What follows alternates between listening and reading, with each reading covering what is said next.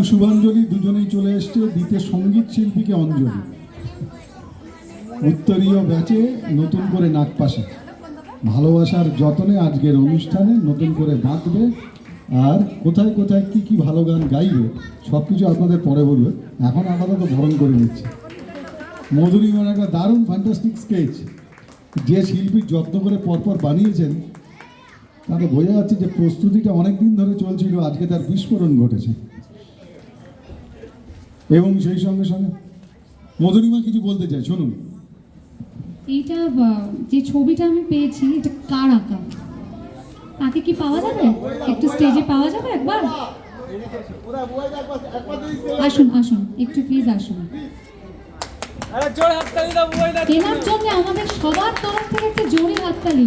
আমরা বিভিন্ন জায়গায় অনুষ্ঠানে যাই, বিভিন্ন উপহার পাই, নিজের হাতে ছবি এঁকে উপহার, কোনো কথা হবে না। ওনার জন্য আবার একটা জোরে, ওনার সঙ্গে আমি একটা ছবি তুলতে চাই। এত সুন্দর যিনি শিল্পী, আমরা যেমন শিল্পী এনারা কি শিল্পী নয়? এরম শিল্প আমি তো হাজার চেষ্টা করে পারবো না। তাহলে ঠিক আছে, আমারও প্রচুর জ্বর, আপনারও শরীর খারাপ, ভালোই হয়েছে।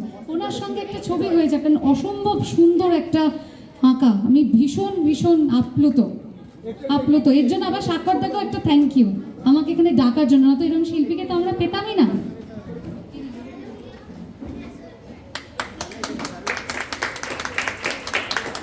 Thank you. আর একজনের কথা আমি বলতে ভুলে গেছি, যে অমিতাভ দা সন্ধ্যে থেকে এত আমাদের সবাইকে ডাকছে করছে, হ্যাঁ প্রচুর বকবক করছে, তো অমিতাভ দাকেও অনেক ধন্যবাদ। এত সুন্দর করে আমাদের এক সূত্রে বেঁধে রেখেছে, এই কাজটা অনেক বড় কাজ। তো থ্যাংক ইউ অমিতাভ দা, দেখা হবে। মধুরিমার জন্য রইল আমাদের সকলের পক্ষ থেকে অনেক শুভেচ্ছা, অভিনন্দন। আগামী দিনে ওর আরও উজ্জ্বল সঙ্গীতের জীবন কামনা করি। একটু আগে বলছিলাম না।